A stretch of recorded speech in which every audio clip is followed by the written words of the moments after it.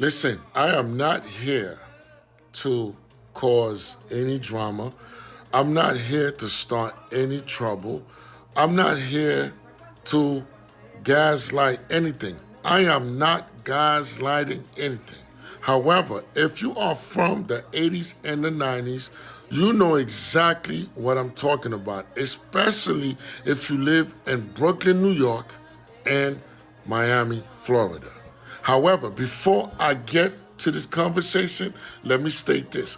What that Haitian young lady said on our podcast was wrong, and it doesn't represent all the Haitians. Now, let's move forward. During the 80s and the 90s, Black Americans used to chastise, disrespect, use inflammatory, derogatory statements toward the Haitians.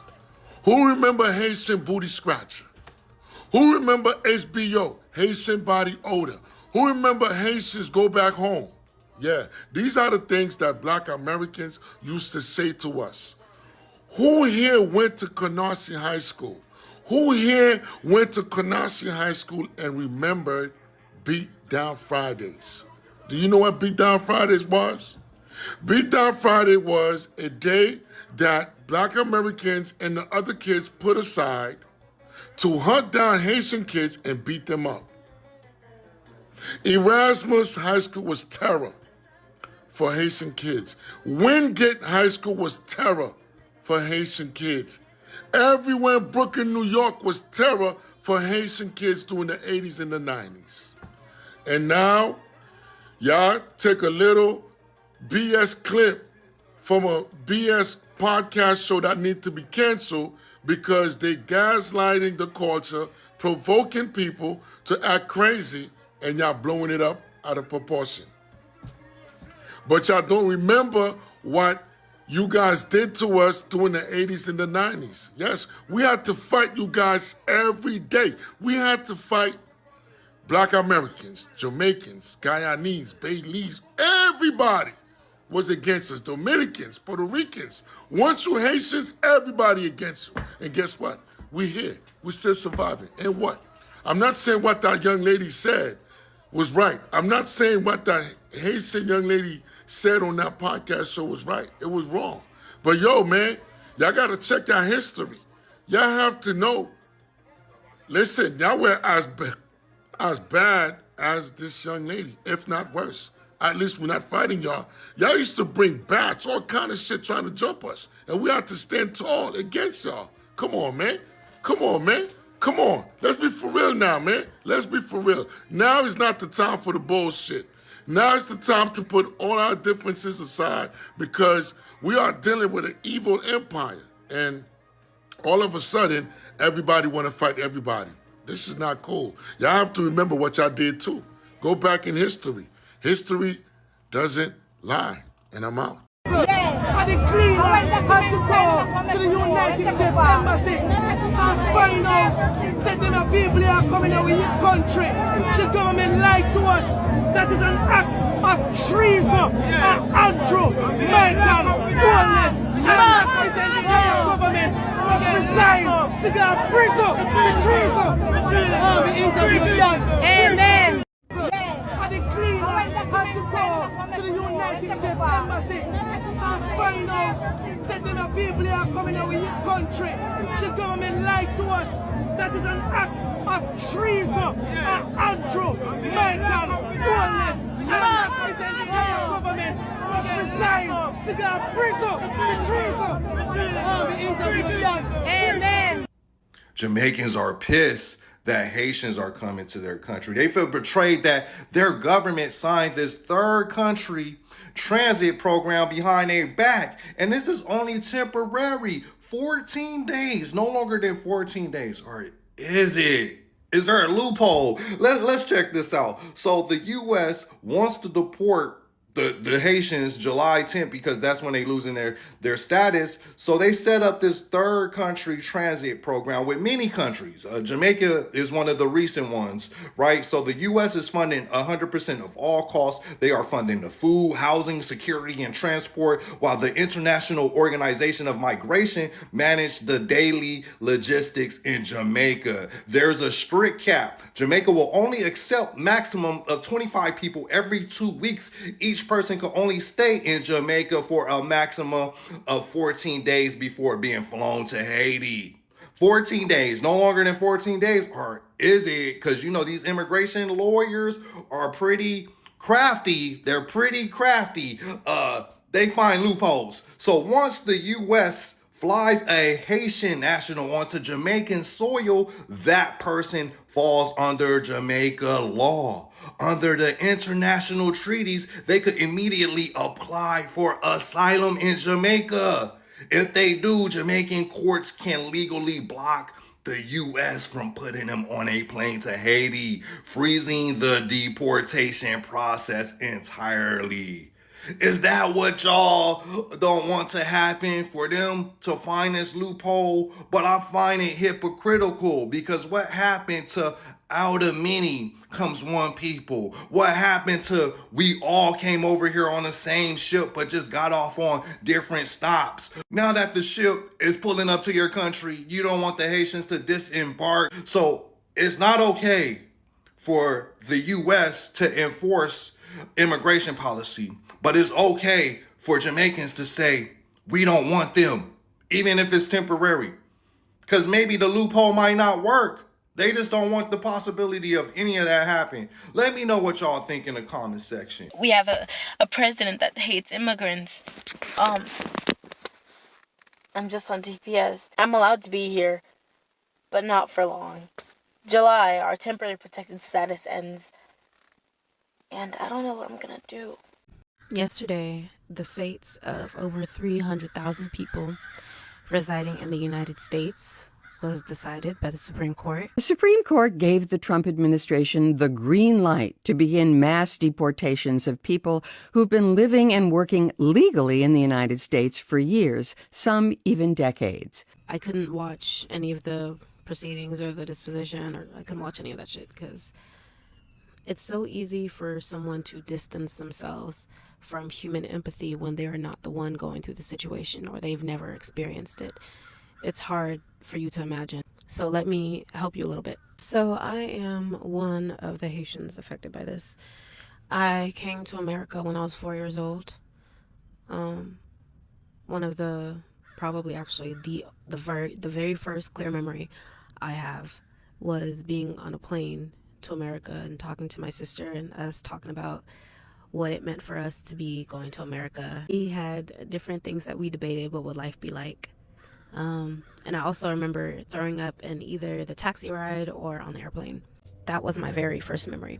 I don't remember life in Haiti because I was a baby. I was a toddler, so I don't remember. I started kindergarten here in the States.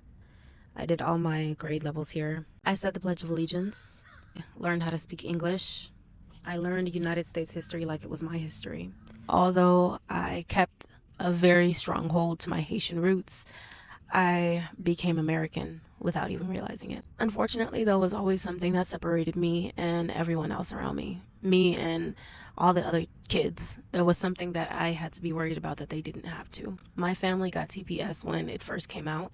It was something that I was very conscious of, especially when I was in the 8th grade and Donald Trump first ran for presidency. And to my utter shock, he was elected. And then he threatened my status back then. Repercussion usually comes out when someone learns their mistake. When somebody learns that what they did was a huge mistake, was a wrong action, they now wake up and realize that they messed up, and they messed up with the wrong person, with a wrong race. Now Haitian American are now realizing that they messed up bitterly. They did a very big mistake trying to involve black people in their issue. And it's crazy to see that white people are the one teaching other races to hate black Americans. You know, white people have taught Latinos how to hate black Americans. White people have taught Asian Americans how to hate black Americans. White people have taught Haitians to hate black people. And I've realized one thing. After they get taught by the white, or let me say that they copy from the white, okay? Maybe the term teaching sounds bad, but these races, Latinos, Haitians, really tries to copy from the white Americans. Because black people have a bad history, we can't hate them because the whites hate them. And because I'm white and they're black, I can't love them. Listen, I have clips here, all right? I have clips here, many of them, all right? Watch them. I will come back with no commentary. I was so afraid. And I think I've always been afraid. Even though I had lawful status, I've always been afraid. For myself, for my family. I think, how am I going to get through today without breaking apart? Falling apart during one of my classes, you know? My parents have paid taxes since we came here. So for about, almost 20 years now, my parents have been paying taxes. I've been paying taxes for 5 years now. And even still, there are some benefits that I don't qualify for because of my immigration status. There was no need to apply for FAFSA because I wasn't going to get it. But still, despite these very stark differences, I live life like an American. I've taken care of Americans at my job at the hospital as a patient care technician. I've befriended Americans. And I guess I mistaken myself for American as well. And then he was elected in 2024 again. And I had to face the harsh reality that people wanted this. People wanted to emphasize that difference. I'm not wanted here. I'm not accepted here. I'm not protected here. You see, this is my real life. This is the only life that I know. I don't know life in Haiti. So as much as it's very easy for you to say temporary means temporary. Yes, temporary means temporary, but it wasn't temporary. 15 years is not temporary. 15 years is enough time for someone to have hope that it could be a lifetime. 15 years is enough time for someone to make connections, to grow hope, to grow love, to have children. Another misconception that I see is that somehow people assume that it has been our decision this whole time to somehow abuse the system by remaining with temporary protected status and not trying to get something else to get better papers. If only you knew. If only you knew how difficult it was. And be glad that you don't know how difficult it is. Be grateful, because the only difference between me and you, or your children, or your parents, or your friends, is that you so have happened to been born in a country where your chance of survival was higher. If you're like me, you're probably confused, sad. Anyways, these bugs are trying to eat me up and I've kept you for too long. So yeah, thank you for giving me your attention for that period of time. If you are going through the same situation, please DM me and I'll connect you to the support group I created for us. Yeah, plan courage. We got this. Whatever you decide to do. I'm still lost myself. I'm figuring a lot of things out right now. So you're not alone in that. I love you, and if no one has told you this yet, I'm sorry this is happening to you, and we will get through this together. What's your problem? You realize that you treat your slave masters that have enslaved you for centuries better than you're now treating the Haitians. Why are you so mad at them? Because they came here and they work hard to achieve the things that they have, while you lazy fucks sat on the farewell welfare system because your grandmother, mama, and everybody else was brought up on it. The people, just want to know.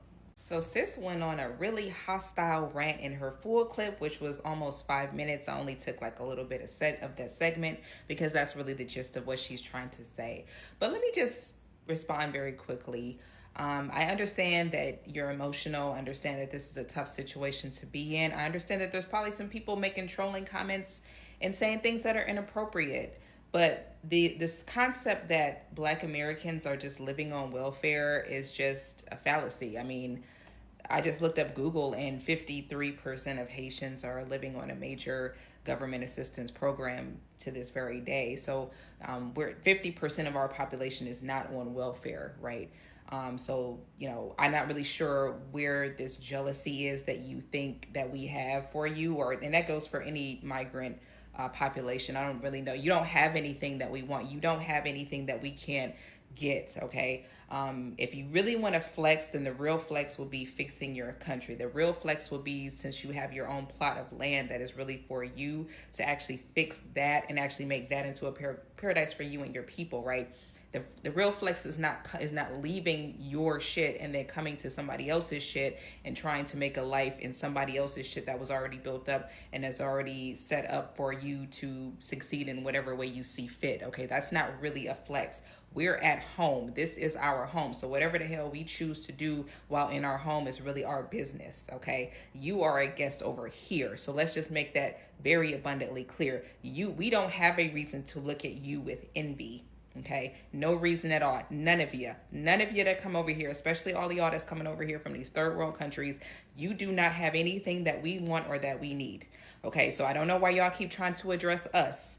You're the one who is perpetuating white supremacy by using talking points to basically say that Black Americans are all just living off of welfare. Y'all act like we just got taken over here, dropped off, and just been lazy, kicking up with our feet up, with the government taking care of us for the last 400 years. Like we've done absolutely nothing for 400 years. Y'all act like we're trust fund babies that are just benefiting from a mammy and a pappy. I mean, let's be for real, sis. If you was really that hard working, would your country be fucked up like that? Would your country be full of garbage and trash where nobody seems to give a shit about what it looks like? I mean, at the very least, if you're going to blame the West for all of your downfalls and all of your problems, if you're going to say that it's the West's fault, at the very least, you could try to take care of it by picking up the garbage off of the ground. Instead of just trashing everything, but, whatever.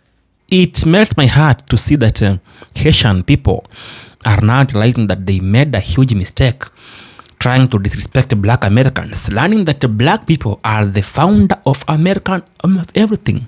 History, culture, lifestyle, fashion, food, and everything has been found by Black Americans.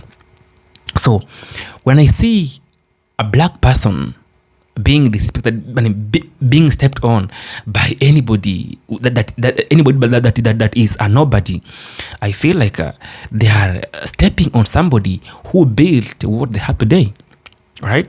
So Haitian people have learned one thing, that they are very sorry to disrespect Black Americans. Now they realize that being a white skin does not make you an American. And hating Black people doesn't make you a white person. They know they're white people. They know what they're doing. They know everything. Be very careful on who you handle, on who you want to be with. How life should be around you. Everybody has been through something, right? But the way Black people are being stepped on, are not happy about it. So when somebody realizes their own mistake, they have to come back and beg for mercy from Black Americans, while Black people ain't even bothering you, ain't even trying to fight you or cause trouble to you. They're just out there to watch you. They go and come back. We are here waiting for you. Go, come back. We won't bother you. We won't even cause trouble to you. But what you're doing, you are messing up with your life. You are causing trouble for your own self, for yourself. You won't really be able to do away with this, because you are doing this thing knowing that you are messing up with us, but still you are doing it.